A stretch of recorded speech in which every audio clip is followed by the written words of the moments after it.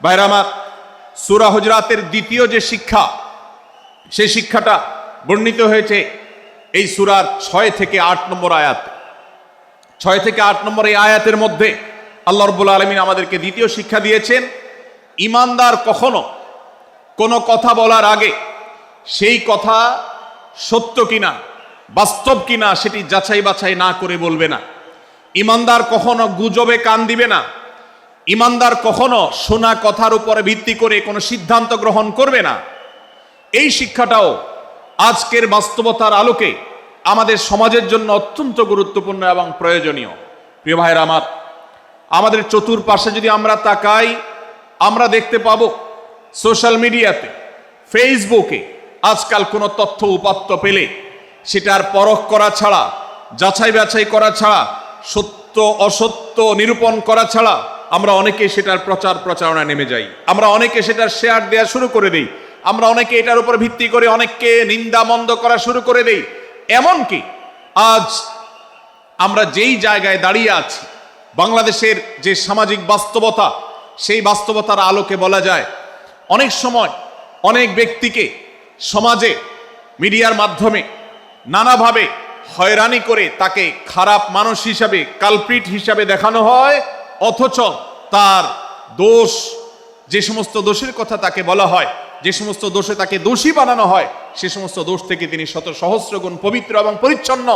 ভাইরা আমার, আজকের এই বাস্তবতায় আমাদেরকে বিশেষ করে লক্ষ্য রাখতে হবে যে আমরা যেই কোনো মূল্যে, যেই কোনো ভাবে যেন কোনো প্রকার গুজবে কান না দেই, আমরা যেন গুজব থেকে বেঁচে থাকি। আল্লাহ তাআলা আমাদেরকে তৌফিক দান করুন। আমি যে জায়গাটা ছিলাম আবার সেখানে ফিরে যাই। সূরা হুজরাতের দ্বিতীয় শিক্ষার কথা বলছিলাম ভাইরা।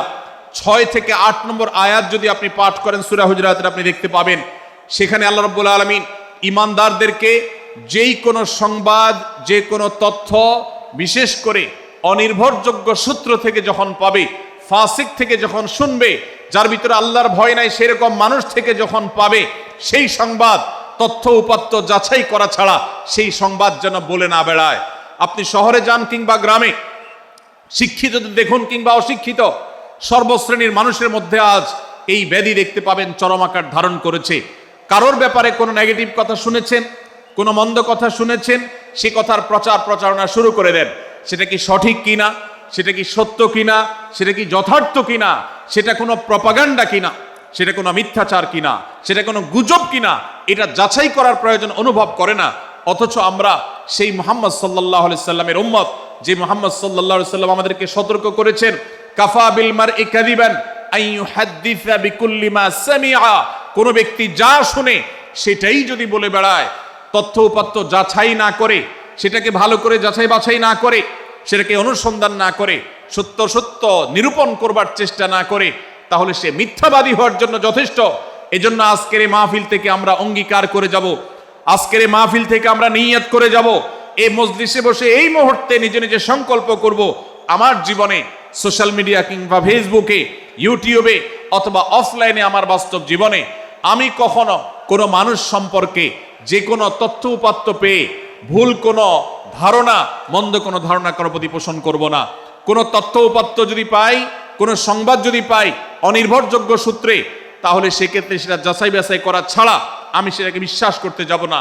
এটাই হলো আমাদের ঈমানের দাবি। ভাইরা আমার, একজন ঈমানদার এতটা সরল হবে না যে যা শুনবে সে সেটাকে বিশ্বাস করে বসবে।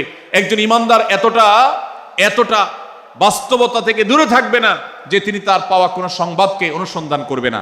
আল্লাহ তাআলা আমাদের সবাইকে সূরা হুজরাতের এই দ্বিতীয় শিক্ষাটাকে আমাদের জীবনে ভালো করে ধারণ করার তৌফিক দান করুন। আল্লাহ বলেছেন, ইয়া আইয়ুহাল্লাযীনা আমানু, হে ঈমানদারেরা, ইন জাআকুম ফাসিকুম বিনাবাইন ফাতাবায়ানু, তোমাদের কাছে কোনো ফাসিক, যার মধ্যে আল্লাহর ভয় নেই, এরকম কোনো মানুষ যদি কোনো সংবাদ উপস্থাপন করে,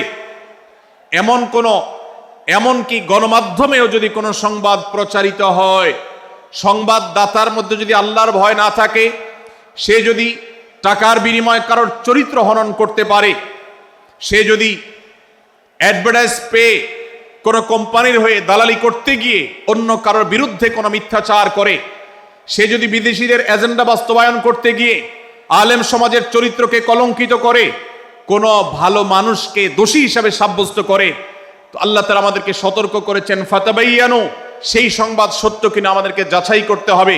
আনতুসিবু কওমান বিজাহালাহ ফাতুসবিহু আলা মা ফাআলতুম নাদিমিন। যদি আমরা যাচাই বাছাই না করে যা শুনি সেটাকে বিশ্বাস করতে থাকি, তাহলে আমরা এক সময় লজ্জিত হতে হবে, অনুতপ্ত হতে হবে আমাদের এই ভুল অবস্থানের কারণে। এজন্য ভাইরা, আজকের এই মাহফিল থেকে আমরা প্রতিশ্রুতি নিজের সঙ্গে নিজে দিয়ে যাব যে আমরা কখনো কোনো তথ্য উপাত্ত পেলে, কোনো সংবাদ পেলে সেটাকে, বিশেষ করে কারোর চরিত্র সম্পর্কিত যদি হয়, কারোর সম্পর্কে নেগেটিভ যদি হয়, তাহলে সেটাকে বিশ্বাস করবার আগে ভালো করে অনুসন্ধান করব। যতক্ষণ আমি নিশ্চিত না হব ততক্ষণ পর্যন্ত সেটার প্রচার করব না। আল্লাহ তাআলা আমাদের সবাইকে কোরআনের এই শিক্ষাটাও আমাদের জীবনে ধারণ করবার তৌফিক দান করুন।